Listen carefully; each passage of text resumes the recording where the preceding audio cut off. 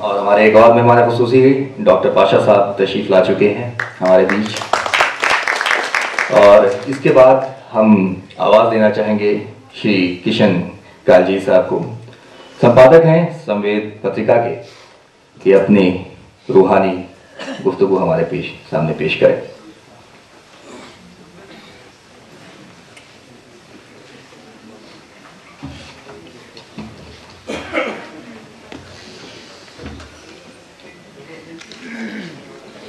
मंच पर आसीन विद्वान मित्रों, देवियों, सज्जनों,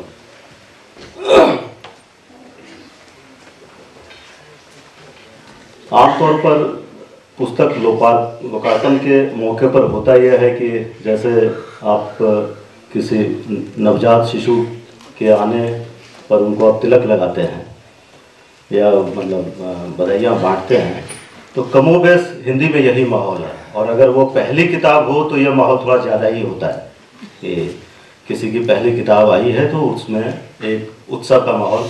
और जैसा कि गोविंदाचार्य जी ने अपने वक्तव्य में यह बात कही, आप याद करें कि ये दोस्त की रचना है और दोस्त की खुशी में मैं शरीक होने आया हूँ, आदेश था मैं यहाँ बोलने आ गया। मेरे मन में भी वही कमोबेश भाव है कि, और यह कविता उर्दू में है, लिपि इसकी देवनागरी भले हो लेकिन कविता ये उर्दू की है। मैं एक वाक्य से अपनी बात शुरू करता हूँ कि मुझे एक निमंत्रण पत्र के लिए मुझे ज़रूरत थी कि हम चाहते थे कि हिंदी और उर्दू दोनों में वो छपे। तो हिंदी का मजमून मैंने अपने दोस्त अखलाक जी को मेल पर भेजा कि आप इसका उर्दू करके भेज दीजिए। उन्होंने उर्दू भेज दिया, निमंत्रण वो छपा। वो दरअसल एक वीडियो मैगजीन है, उसका रिलीज होना है 9 तारीख को, तो उसी को भेजना था। तो हमको लगा कि बीच में उर्दू हिंदी मिला के जिस आर्टिस्ट ने इसको बनाया, कहीं कुछ नुक्ता इधर उधर उसने कर दिया हो, इसको फिर किसी से चेक करा लिया जाए। तो जो काम ये जिसने किया था उसका नाम इमरान है, जो वीडियो एडिटर है उस फिल्म का। तो मैंने मित्र से कहा कि भाई आप इमरान से दिखा लीजिए, वो देख लेगा। तो उस पर उन्होंने कहा कि इमरान उर्दू नहीं जानता।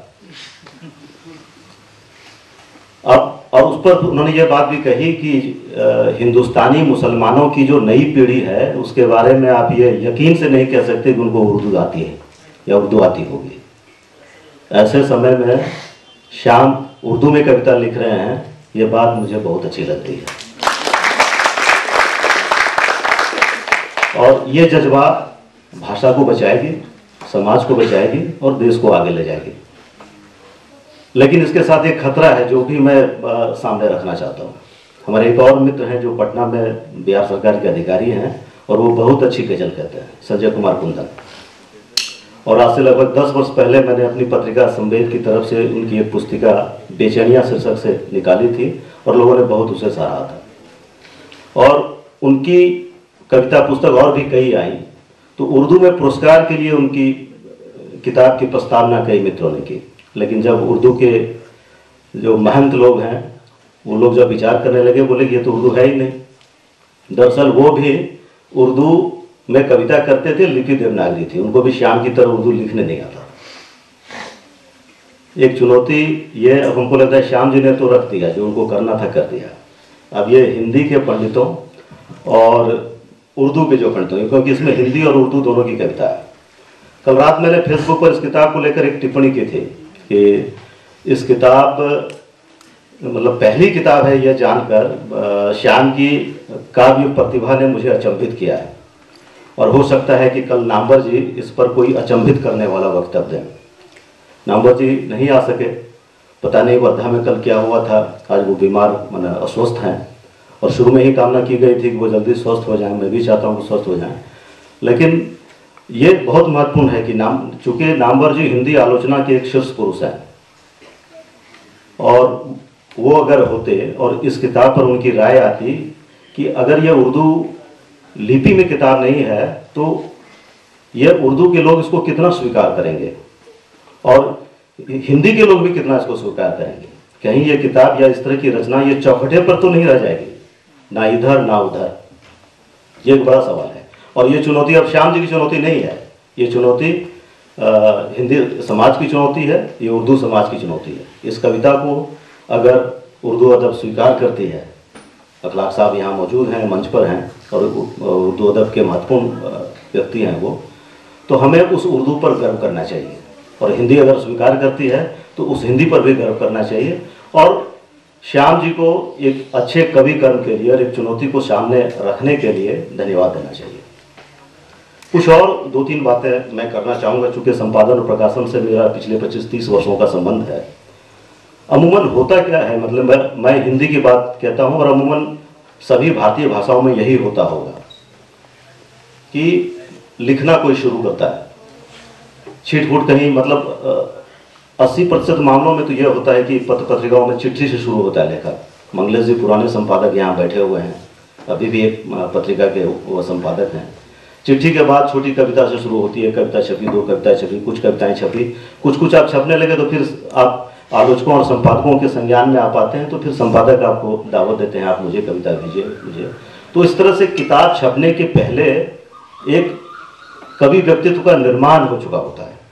मतलब साहित्य में कवि व्यक्तित्व का जो निर्माण होता है उसकी आम प्रक्रिया यह है कि आप धीरे धीरे छप रहे हैं, पाठकों से वाकिफ हैं, लोग आपको जान रहा है। किताब आई, आलोक धनवा तो हिंदी में एक ऐसा उदाहरण है, मंगलेश जी जानते होंगे, कि हमको लग रहा है कि वो 60 पार हो चुके तब उनकी पहले किताब आई। आलोक धनवा बहुत महत्वपूर्ण कवि हैं वो।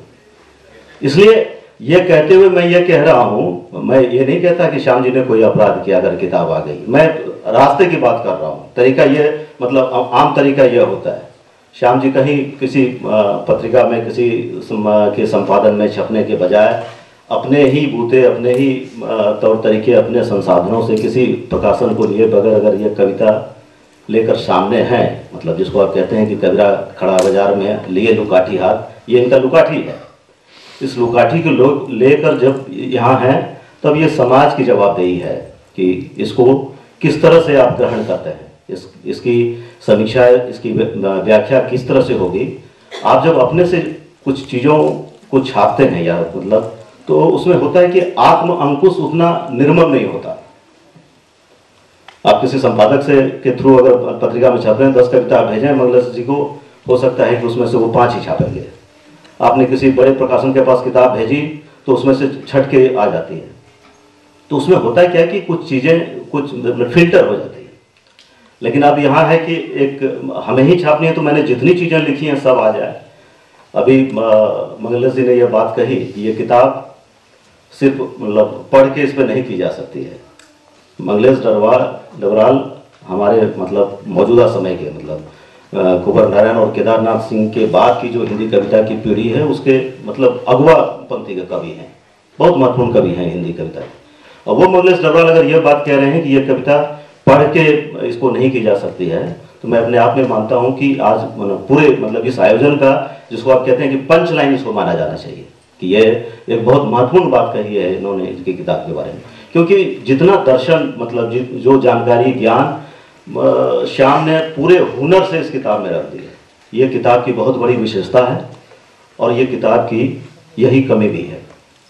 अगर यही किताब संपादित होकर किसी एक मुद्दे पर होती 100 पेज की, मैं नहीं जानता कि हिंदी साहित्य के इतिहास में किसी पहले कवि की इतनी मोटी किताब आई होगी। मतलब इस मामले में श्याम ने रिकॉर्ड बनाया।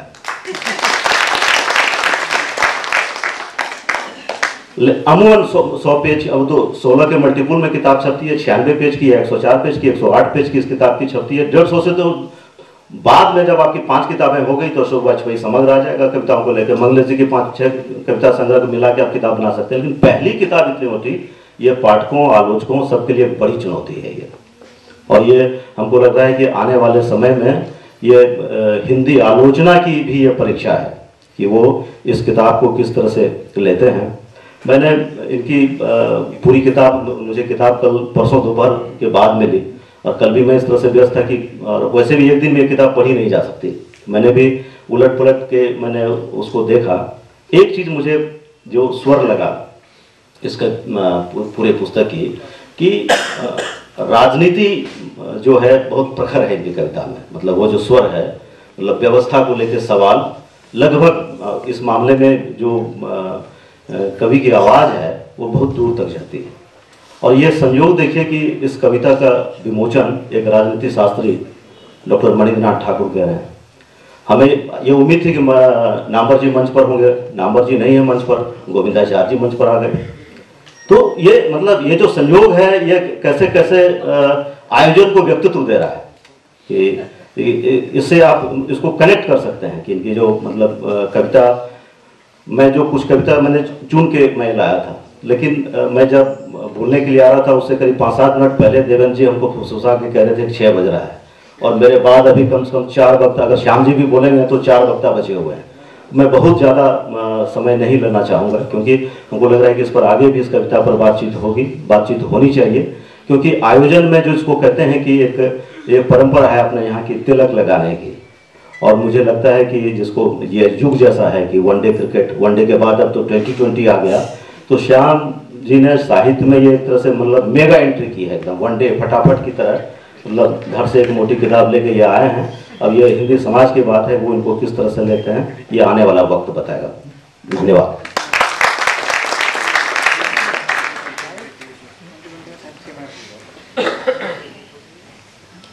शुक्रिया काजी साहब, बड़ी मानेखेज रोशनी डाला इन्होंने, जिस तरह से कहा कि हिंदी आलोचकों के लिए एक चुनौती है सचमुच की किस तरह से इसको लेते हैं, इतनी बड़े काव्य ग्रंथ कह लें जो सामने पेश किया है।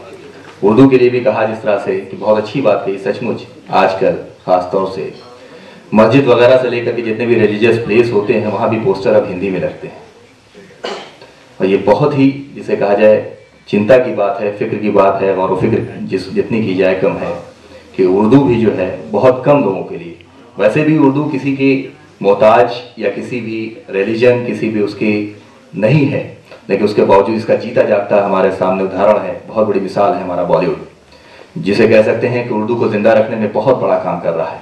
गुलजार से लेकर के तमाम लोग इतने, चाहे प्रसून जोशी हों, चाहे गुलजार साहब हों, जितने भी एक से बढ़कर एक लिरिसिस्ट हैं, वो सब किसी भाषा किसी मजहब को जोड़ करके नहीं देखा जा सकता। और उर्दू के लिए एक बहुत ही अच्छा शेर है, मुझे याद आ रहा है कि मैं तेरी आंख में काजल की तरह रहता हूँ, मैं तेरी आंख में काजल की तरह रहता हूँ, जलते बुझते हुए दीपक की तरह रहता हूँ, सब मेरे चाहने वाले हैं मेरा कोई नहीं, सब मेरे चाहने वाले हैं मेरा कोई नहीं, मैं भी इस मुल्क में उर्दू की तरह तन्हा हूँ। तो इस शेर के साथ मैं आज